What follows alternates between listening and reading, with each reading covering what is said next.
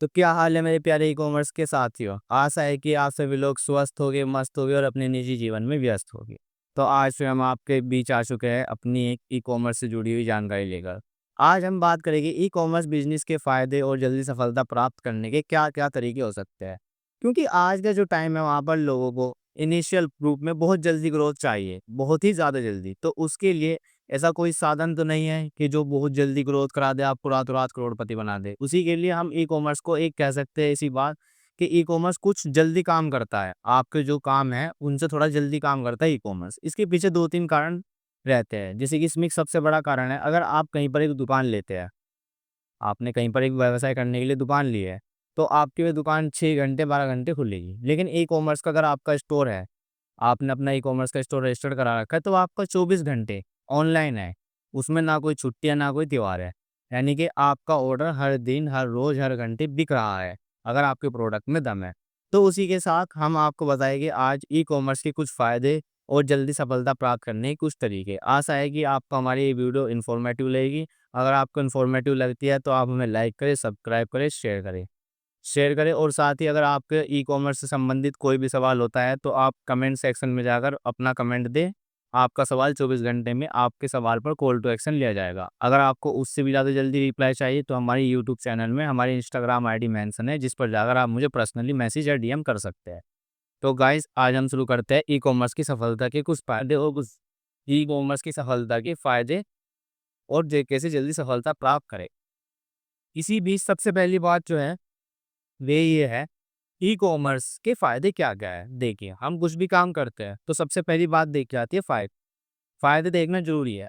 फ़ायदे इसलिए देखना ज़रूरी है क्योंकि आपका वो काम होगा। आप उस पर 24 घंटे, सातों दिन काम करेंगे, तो फ़ायदे तो आपको पता होने चाहिए, ज़ाहिर-सी बात है।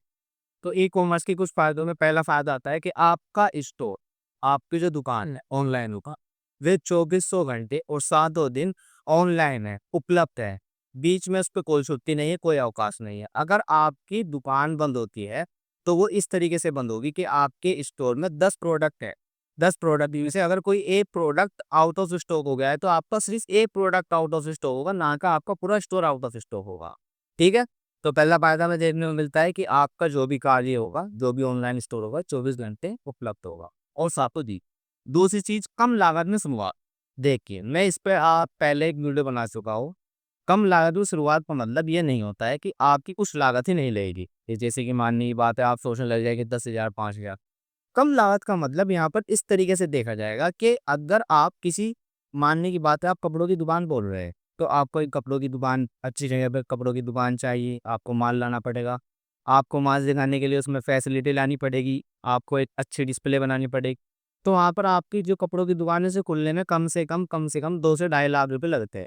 वहीं अगर आप एक ई-कॉमर्स स्टोर पर अपना ऑनलाइन क्लॉथिंग स्टोर खोलना चाहते हैं, तो वहाँ पर आपके 1 लाख से 50,000 के बीच में आपका काम हो जाएगा। तो कम लागत से मतलब हमारे यहाँ है। कम लागत आप ये ना समझिए कि कम ही है, ये गलत हो जाएगा। ठीक है? तीसरी चीज़, यूएसबी पहुँच।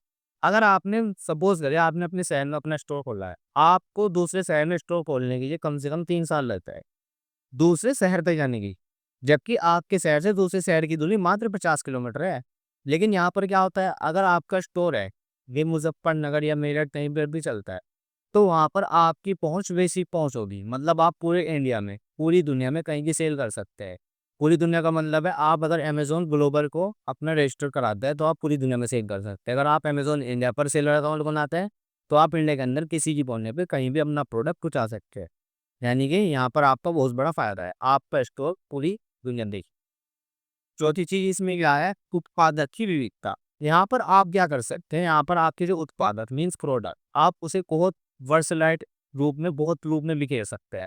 मतलब आपने अगर क्लॉथिंग ब्रांड खोला है, तो वहाँ पर आप सिर्फ़ क्लॉथिंग कपड़े ही रख सकते हो। लेकिन अगर आपके पास कोई ऑनलाइन स्टोर है, तो वहाँ पर आप अलग-अलग मल्टीपल टाइप के प्रोडक्ट्स रख सकते हो। जिस तरीके से कुछ क्लॉथिंग्स के हो गए, कुछ ट्रेंडिंग प्रोडक्ट्स हो गए। जिस तरीके से अगर कोई ग्राइंडिंग में प्रोडक्ट है, तो आप उसे अच्छे रूप में परचेज़ करके और आगे उसे सेल कर सकते हो। तो यहाँ पर उत्पादों में विविधता भी देखने को मिलती है।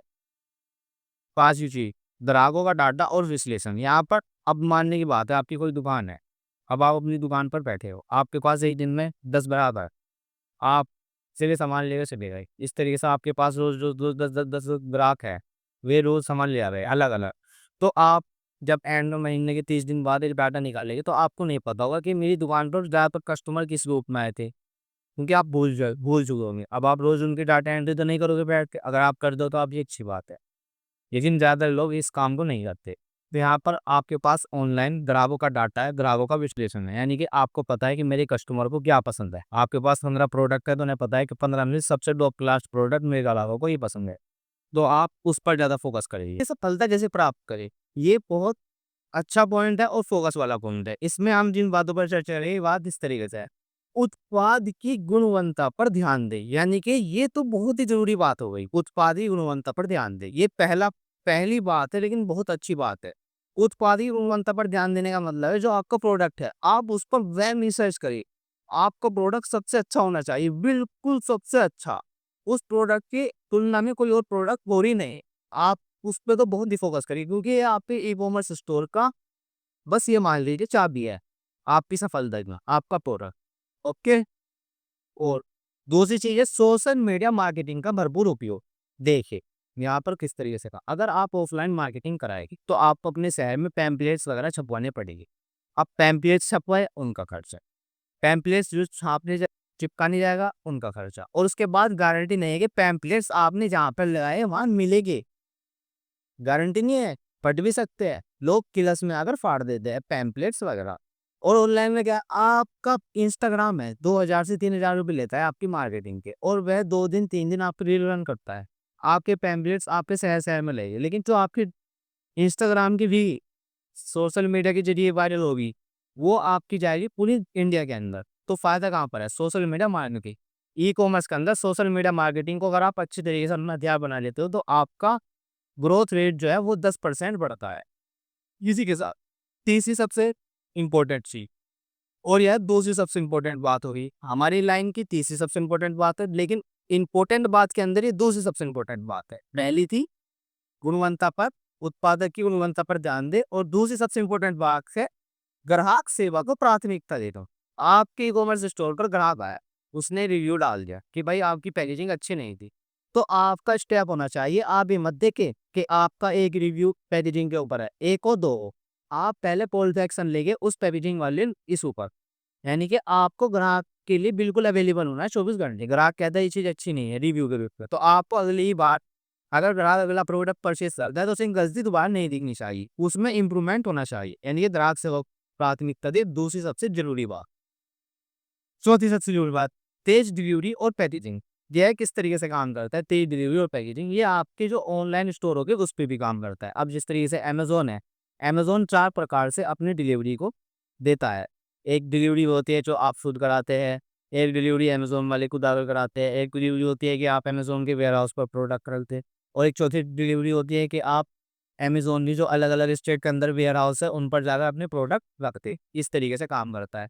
तो आपको क्या करना है, तेज़ डिलीवरी। क्यों? तेज़ डिलीवरी क्यों ज़रूरी है? तेज़ डिलीवरी इसलिए ज़रूरी है, क्योंकि आज के टाइम में आधुनिकता की तरफ लोग इतने जल्दी है कि जो काम वे 15 मिनट में करना चाहते हैं, उन्हें 10 मिनट में चाहिए।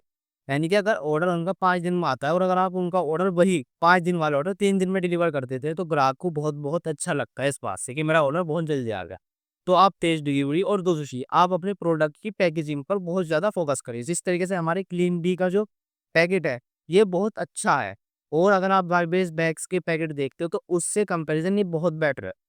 तो आपको अपने कॉम्पिटिटर की पैकेजिंग से कॉम्पिटिशन करना है, उससे अच्छी पैकेजिंग आपकी होनी चाहिए।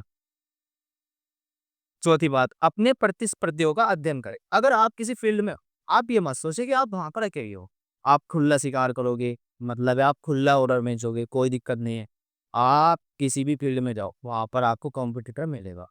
कॉम्पिटिटर से डरना नहीं, बिल्कुल नहीं डरना। कॉम्पिटिटर होते ही है, कॉम्पिटिटर को अपना फ़ायदे में लेना है कि कॉम्पिटिटर से ऊपर जाना। एक बात देखिए, अगर आप कहीं अकेले हो, आप वहाँ पर ₹1 कमाओ, ₹2 कमाओ, आपकी रेट तो ज़्यादा ही है। लेकिन अगर वहाँ पर 10 लोग हैं, किसी ने 1000 कमाए, किसी ने 500 कमाए, किसी ने 300 कमाए, आपने कमाए 100, तो आप कहोगे मुझे पहले 300 वाले को बीट करना है, फिर मुझे 500 वाले को बीट करना है, फिर मुझे 1000 वाले को बीट करना है। इस तरीके से आप कॉम्पिटिटर की वजह से बढ़ रहे हो। तो आप जिस भी मार्केट में हो, उस मार्केट में अपने कॉम्पिटिटरों को एनालाइज़ करें कि किसकी क्या स्ट्रेटजी है मार्केटिंग के रूप में, किसकी क्या स्ट्रेटजी है बिज़नेस के रूप में, किसकी क्या स्ट्रेटजी है प्रोडक्ट के रूप में। उसके बाद उन सब कमी खामियों को देखकर आप अपने प्रोडक्ट में लगाएँ। वही बात है, चाणक्य कहते हैं अपनी की पुस्तक में कि आप दूसरों की गलती से सीखो, खुद गलती मत करो। दूसरों ने जो गलती करी है वो गलती आप मत करो।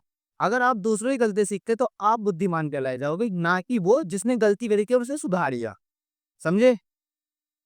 और इसमें हमारी एक अलग बात है, तकनीक का सदुपयोग करें। तकनीक का सदुपयोग का मतलब क्या है? जिस तरीके से आज एआई है, सोशल मीडिया पर इन्फ्लुएंसर है, आपको इन सभी को वह तकनीकी रूप में एक अच्छा वो करना है, एक सदुपयोग। आपको ये नहीं करना कि एआई है, एआई से क्या कर सकते हैं हम, एआई से आप बहुत कुछ कर सकते हैं। बतौर आपको ये चीज़ें देखनी पड़ेगी कि कैसे करना है, यानी कि तकनीक का सदुपयोग करें। बजट की योजना बनाएँ, कुछ भी चीज़ आपको तुक्के पर नहीं करनी। आपके पास हर चीज़ का एक बजट होना चाहिए कि मुझे इतने पैसों में मार्केटिंग करनी है, मुझे इतने पैसों में पोस्टर छपाने हैं, मुझे इतने पैसों में अपना प्रोडक्ट लाना है। बजट के बिना करा गया कोई भी कार्य बिल्कुल बकवास है। बजट आपका बहुत, बहुत, बहुत ज़्यादा ज़रूरी है। बजट पर फोकस करें। तो ये थी कुछ बातें ई-कॉमर्स के फ़ायदे, और ये थी कुछ ई-कॉमर्स में जल्दी सफलता कैसे प्राप्त करें। अगर आप चाहते हैं कि इसी प्रकार की मैं और वीडियो बनाता रहूँ और आप लोगों के बीच इन्फॉर्मेशन पहुँचाता रहूँ, तो आप मेरे चैनल को सब्सक्राइब करें, लाइक करें, शेयर करें। धन्यवाद।